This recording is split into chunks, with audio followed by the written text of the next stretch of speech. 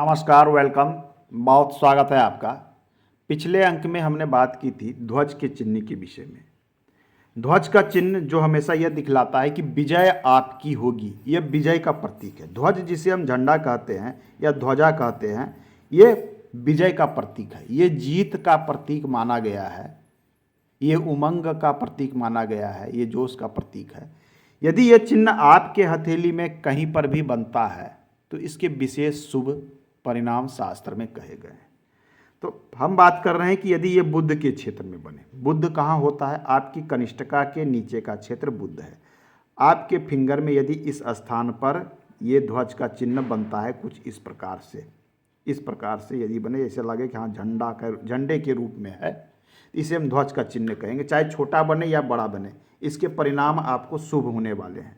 केवल ध्यान देना है कि यह क्लियर हो, स्पष्ट हो, निर्दोष हो, इस पर किसी प्रकार का निगेटिव काट छांट कोई दूसरी रेखा आके इसे काटे न थी। इसके जो परिणाम होते हैं वो सबसे अधिक शुभ होते हैं।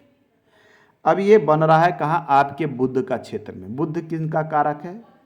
बुध एक तरह से देखा जाए तो आपके वाणी का कारक सर्वोत्तम सबसे अधिक माना जाता है। वाणी का कारक, वाणी की यदि वाक कला जिसे कहते हैं, बात करने की शैली बुध देता है। बुध क्या है? व्यवसाय का कारक है। व्यावसायिक अभिरुचि अर्थात अच्छे व्यवसायी, इंडस्ट्री वाले, चलाने वाले बड़े बड़े व्यवसायी, उनके बुध, ये बुध देता है। बुध क्या देता है? नए तरीके से कार्य करना, इन्वेंशन, खोज, वैज्ञानिक गतिविधि, चाहे ये इंजीनियरिंग के क्षेत्र में हो, मेडिकल के क्षेत्र में या साइंटिफिक क्षेत्र में, ये नए तरीके से कार्य करने वाले, नई नई चीज़ों को सोचने वाले, वो बुध देता है। बुध मैनेजमेंट को दिखलाता है कि किस प्रकार से मैनेजमेंट होके वर्क करेगा। तो इसके प्रभाव क्या होंगे कि इस फ्लैग के कारण या इस ध्वजा के कारण बुध के प्रभाव यहाँ पर काफ़ी अधिक बढ़ेंगे। ऐसे व्यक्ति अच्छे मैनेजमेंट करता होंगे, बहुत बड़े व्यवसायी हो सकते हैं, या फिर ऐसे व्यक्ति बड़े अभियंत्रण के क्षेत्र में, साइंटिफिक क्षेत्र में जा सकते हैं। नए खोज करने वाले क्षेत्र में इनका विशेष नाम होगा। लोगों के साथ किस प्रकार से बात करके अपना व्यवसाय बढ़ाना है, उसमें ऐसे व्यक्ति माहिर मिलेंगे। ऐसे व्यक्ति का व्यवसाय काफ़ी उच्च स्तर का मिलेगा, बड़े बड़े कारोबारी मिलेंगे, और ये मैनेजमेंट करके अपने अंदर में कई लोगों से काम कराने वाले ऐसे लोग होते हैं। और ऐसे लोगों का कार्य रुकता नहीं, चूँकि इनके पास क्या था? वाणी में पावर होता है, वाणी की क्षमता होती है, बात करने की क्षमता, लोगों को अपने प्रभाव में लेने की क्षमता इनके अंदर में काफ़ी बढ़ जाती है इस फ्लैग, ये ध्वजा के कारण। नेक्स्ट है इसके बाद में सूर्य पर्वत। सूर्य के क्षेत्र में ध्वजा बनना अत्यधिक शुभ है। सूर्य क्या है? शासन प्रशासन को दिखलाता है। सूर्य कला को दिखलाता है, किसी क्षेत्र में आपकी विशेष अभिरुचि को दिखलाता है। सूर्य आपके प्रतिभा को दिखलाता है और आपके प्रतिभा को फैलाने का कार्य करता है। तो यहाँ पर ध्वज बनना अर्थात आपकी प्रतिभा चारों तरफ फैलेगी। इसका एक अर्थ हुआ कि इसकी आपकी प्रतिभा बहुत तेज़ी से फैल सकती है। आपके किसी भी क्षेत्र में, कला का क्षेत्र हो या वर्क का क्षेत्र हो, आपके कोई ना कोई फील्ड होगा जिस फील्ड में आपको महारत हो जाएगी। उस महारत के कारण आपका नाम, आपका मान सम्मान या आपका यश चारों तरफ फैलने वाली है। लोग दूर दूर तक जानेंगे, जिसके कारण आपके पास धन संपत्ति, पद प्रतिष्ठा सब कुछ बढ़ते चली जाएगी।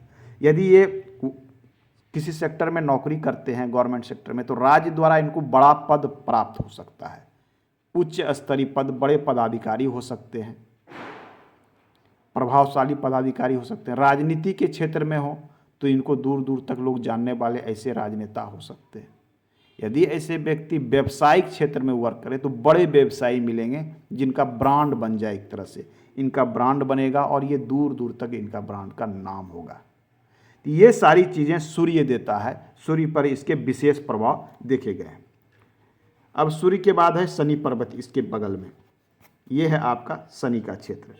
शनि के क्षेत्र पर बनने वाला फ्लैग ये भी यहाँ शुभ परिणाम देता है। शनि न्याय के देवता माने जाते हैं, तो ऐसे व्यक्ति बड़े न्यायाधीश हो सकते हैं, न्यायालय में कार्य करने वाले न्यायाधीश हो सकते हैं, बड़े वकील हो सकते हैं। न्याय के क्षेत्र में काफ़ी नामी न्यायाधीश हो सकते हैं। साथ में ये कर्म का क्षेत्र है, अर्थात कर्म करने वाले व्यक्ति, कार्य करने वाले व्यक्ति, अपने कर्म से, अपने कार्य से अपना नाम बढ़ाने वाले मिलेंगे। शनि को एकांत के रूप में भी देखा जाता है, एकांतवासी, कम बात करने वाला, गुप्त विद्या का जानकार व्यक्ति। तो ऐसे व्यक्ति की अभिरुचि जो है गुप्त विद्या की ओर हो सकती है। गुप्त विद्या में आपकी हस्तरेखा, जन्म कुंडली, तंत्र मंत्र और भी बहुत सारी विद्याएं हैं जो आम लोगों के पकड़ से दूर है। वो ऐसी इस क्षेत्र में इनकी विशेष अभिरुचि होती है और इस क्षेत्र में ये नॉलेज रखने वाले भी होते हैं। साथ में इनकी प्रवृत्ति गंभीरता से जुड़ी रहती है, किसी से भी कम बात करना, नपे तुले चीज़ों में बात करना और सटीक बात करना इनका आदत होता है। चूँकि ये भाग्य के क्षेत्र पर है और धन के क्षेत्र पर है, तो जीवन में कभी इनको धन का कमी नहीं होगा, क्योंकि ये क्या है, विजय का प्रतीक है। और यह जिस क्षेत्र पर बना है उस क्षेत्र में तो ये आपको अवश्य विजय दिलाएगा। तो अर्थात यहाँ धन संपत्ति को आपको कभी कमी होने नहीं देगा। इस क्षेत्र में आपका विजय हमेशा रहेगा, भाग्य के क्षेत्र में। ये था आपका शनि का प्रभाव। पिछले अंक में हमने बात किया गुरु पर्वत, मंगल पर्वत, शुक्र पर्वत, राहु पर्वत के विषय में। अब शनि के बाद हम आते हैं चंद्र पर्वत। यदि चंद्र पर्वत पर आपका फ्लैग या ध्वजा का चिन्ह बनता हो इस प्रकार से चंद्र पर्वत पर, तो चंद्र मन का कारक है। चंद्र को शीतलता से जोड़ के, चंद्र को दूर के धन के रूप में भी देखते हैं। तो यहाँ पर बनना एक तो है कि ऐसे व्यक्ति की जो मन की इच्छा होगी या फिर कहे इमेजिन पावर, किसी चीज़ के विषय में सोचने की क्षमता, वो बहुत मजबूत होगी। ऐसे लोग बड़े साहित्यकार हो सकते हैं, बड़े कथाकार हो सकते हैं, उपन्यासकार हो सकते हैं। जिसमें इमेजिन करने की, जिस चीज़ों को सोच कर कार्य करना हो, वैसे चीज़ों में ऐसे लोग महारत रख सकते हैं, ये चंद्र देता है। साथ में चंद्र पर है तो दूर का धन दिखलाता है, अर्थात ऐसे लोग हो सकता है कि निवास स्थान से काफ़ी दूर रह के वर्क करे या कोई वैसा वर्क करे जहाँ से दूर का धन आता हो, उस प्रकार के कार्य से ये जुड़े हो सकते हैं, वहाँ से इनको अच्छा धन लाभ होगा, ये यहाँ पर दिखलाता है। ये मन का कारक है, मन पर नियंत्रण, अर्थात मन की शक्ति पर ऐसे लोगों का विजय होता है और वहाँ से ही वर्क करके ऐसे लोगों के पास धन संपत्ति सब कुछ चल के आती है। तो ये था चंद्र का प्रभाव। तो आज के अंक में इतना ही, मिलते हैं अगले अंक में। कई प्रकार के शुभ चिन्ह हैं, हम एक एक करके बात करेंगे। धन्यवाद।